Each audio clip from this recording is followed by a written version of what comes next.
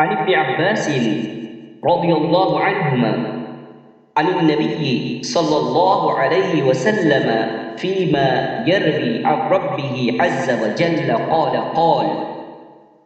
إن الله كتب الحسنات والسيئات ثم بين ذلك فمن هم بحسنة فلم يعملها كتبها الله له عنده حسنة كاملة فإن هو هم بها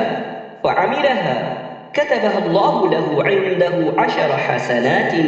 إلى 700 ضعف إلى أضعاف كثيرة ومن هم بسيئة فلم يعملها كتبها الله له عنده حسنة كاملة فإن هو هم بها فعملها كتبها الله له سيئة واحدة صحیح البخاری و صحیح مسلم۔ رسول اللہ صلی اللہ علیہ وسلم نے ایک حدیث قدسی میں فرمایا، اللہ تعالیٰ نے نیکیاں اور برائیاں مقدر کر دی ہیں اور پھر انہیں صاف صاف بیان کر دیا ہے، البتہ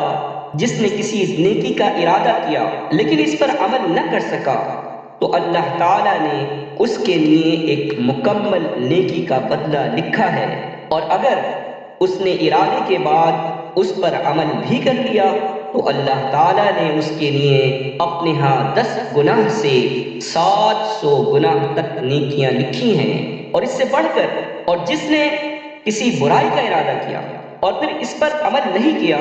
تو اللہ تعالیٰ نے اس کے لیے اپنے ہاں نیکی لکھی ہے، اور اگر اس نے ارادے کے بعد اس پر عمل بھی کر لیا تو اپنے ہاں اس کے لیے ایک ہی برائی لکھی ہے۔